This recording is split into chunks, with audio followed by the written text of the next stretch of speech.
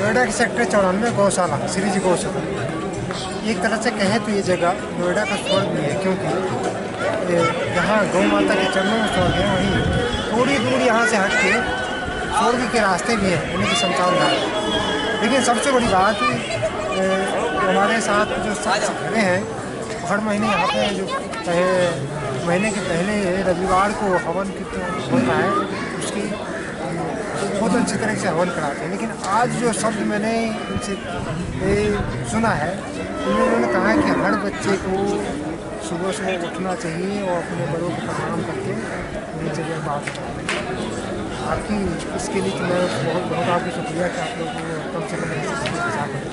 लेकिन इसकी शुरुआत कहाँ करें, मैं आपको बताना चाहूँ, एक तरफ हम लोग बातें जो करते हैं, लेकिन दूसरी तरफ वो चीज़ें कहीं इम्प्लीमेंट नहीं हो पाता।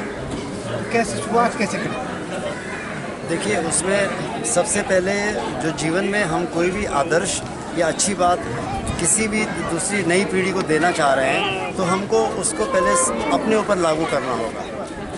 जो भी चीज़ आप देखिए कि इतने सेमिनार्स होते हैं, इतनी डिबेट्स होती हैं, इतने बड़े बड़े प्रवचन होते हैं, लेकिन लोग सुन के वापस आ जाते हैं तो उस रास्ते पे चल नहीं पाते हैं। तो कथनी और करनी में अंतर नहीं होना चाहिए। जो चीज़ आज हम अपने बच्चों को सिखा रहे हैं कि हमें अपने बड़ों का चरण स्पर्श करना चाहिए, तो हम अपने बच्चों से तो ये आशा करते हैं कि हमें बड़ों का पाँव छूना चाहिए। लेकिन हम अपने माता पिता या ताऊ या ताई जी या मामा जो हमारे से बड़े हैं, जब हम उनके सामने उनका चरण स्पर्श करेंगे, या हम दूसरा ये कहते हैं कि सुबह उठने के बाद पृथ्वी माता को प्रणाम करके उठें, तो जब बड़े हम ये काम करेंगे तो छोटे भी उस चीज़ को अमल करेंगे, क्योंकि ये चीज़ हमने बड़ों से सीखी और हमें भी आगे बढ़ानी चाहिए। तो मेरा सबसे बड़ा कारण ये कि जो भी चीज़ हम जो कहते हैं ना, जैसा हम प्रीच करें, जैसा दूसरे को सिखाएं, वैसा हम खुद भी अमल करें, तो ही आपके शिक्षा का और आपके बताई हुई बात का आगे समाज उसको आदर्श के रूप में अपनाएगा। सही। दूसरी बात में जाता हूँ कि जैसे कहते हैं कि गौ माता के चरणों में ही स्वर्ग है, कितनी सत्य है इस बात में, किस प्रकार से हम समझे कि हाँ गौ माता के चरणों में ही हमारा स्वर्ग है? देखिए, इसमें तो फिर पुराने ग्रंथों का अध्ययन करना पड़ेगा, और जो हमारे ऋषि मुनि हैं, देखिए ऐसा कहा जाता है कि ऋषियों के जो वाक्य हैं उनको हम ब्रह्म वाक्य के रूप में उपयोग करते हैं। तो समस्त ऋषियों ने इस बात को एक जगह नहीं कई बार सभी हमारे आर्ष ग्रंथों में लिखा है कि गौ माता के अंदर हमारे 33 कोटि देवी देवताओं का निवास है। और आप हमारे गौशाला में भी देखिए तो सामने एक चित्र होगा, या गौशाला के हमारे उसमें कहाँ किस देवता का स्थान है, वो स्थान भी वहाँ पर चिन्हित है। तो समस्त ईश्वरीय शक्तियों का यहाँ पर विद्यमान है, इसलिए गौ माता को हमारे हिंदू धर्म में और हिंदू समाज में बहुत ऊंचा स्थान दिया गया। देखिए, ऐसा अपने अनुभव के हिसाब से हमारी गौशाला में भी लोग अपना अनुभव आगे बताते हैं कि जो नियमित आते हैं गौ माता के, आप गौ माता को सिर्फ एक ऐसा नहीं मान के चलें कि हम जा रहे हैं और उनको गुड़ खिलाना है, चारा खिलाना। आप नियमित आइए। जैसा कि 2 भाई हैं और हमारे माता पिता कभी एक हमारे दूसरे भाई के पास रहते हैं और कभी हमारे पास रहते हैं, तो हम लोग ये कहते हैं चलो बहुत दिन हो गए माता जी से नहीं मिले, गर्मी का मौसम है, माता जी को दुसेरी आम बहुत अच्छा लगता है, तो हम माता जी के लिए दुसेरी आम ले जाएं। तो माता पिता से मिलने जाते हैं, उनको वो चीज़ ले जाते हैं जो माता पिता को प्रिय होती है। और उसी प्रकार गौ माता को भी हम अपना माता माने, तो मिलने आएँ, बहुत प्यार से कोई चीज़ गौ माता को खिलाएँ। और उसके बाद आप देखिए लोगों का अनुभव है, लोग यहाँ भी आके बताते हैं कि आप कुछ गौ माता को खिलाइए और उनके प्यार से सिर के ऊपर हाथ फेरिए, तो गौ माता का बहुत आशीर्वाद प्राप्त होता है। ये लोगों का अनुभव है और हम इस अनुभव को मान करते हैं। अच्छा, एक चीज़ है, आखिरी सवाल कि लगातार बुजुर्ग और युवाओं में दूरियां बढ़ती जा रही हैं। इसके बहुत कारण है कि आजकल बुजुर्ग अकेले रहने लगे। तो आप क्या समझते हैं, कहीं ना कहीं बुजुर्गों में कमी है या आज के युवाओं में जो मॉडर्नाइजेशन हो रहा है उसमें कमी है?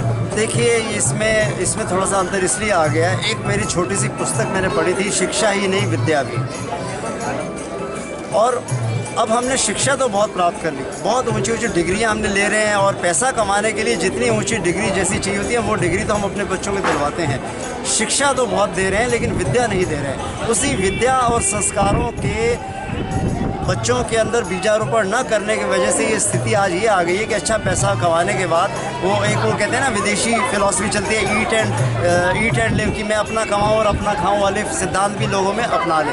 लेकिन इसलिए हमको शिक्षा के साथ साथ अपनी यंग जनरेशन को विद्या भी देनी चाहिए, और ये संस्कार, परिवारवाद, ये सब हमें अपने बच्चों को आगे देना चाहिए।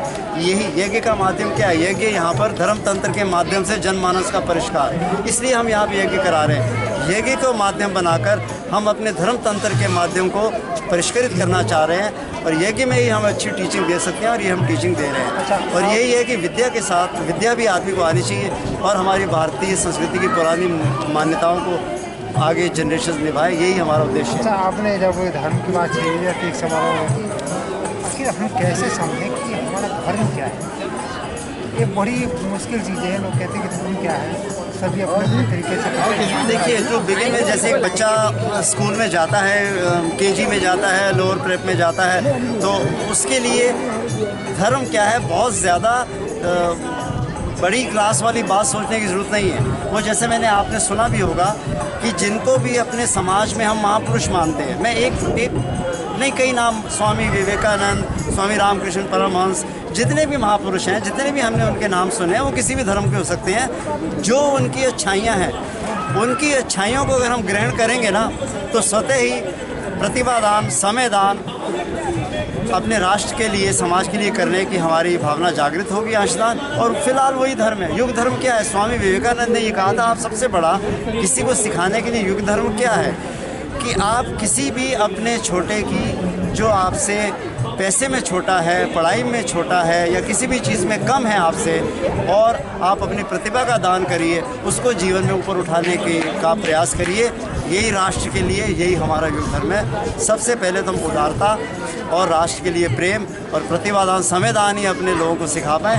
मैं तो धर्म की सबसे बड़ी फिलॉसफी मानता हूँ। साधना, स्वाध्याय, संयम, सेवा, और वो अभी वो बाबा जी वाली आठ साधनाएं करने का अभी समय नहीं है। आप अपना परिवार पालिए, और अपनी शक्ति अनुसार अपने समाज और राष्ट्र के लिए, या अपने से छोटों गिरे हुओं को जितना भी उत्थान कर सके, सबसे बड़ा धर्म आज के समय में यही है। और बाकी गुफाओं में जाके हम साधना, संयम, सेवा, वो उतनी अभी वो बहुत ऊंचे लेवल की है। बहुत थैंक यू।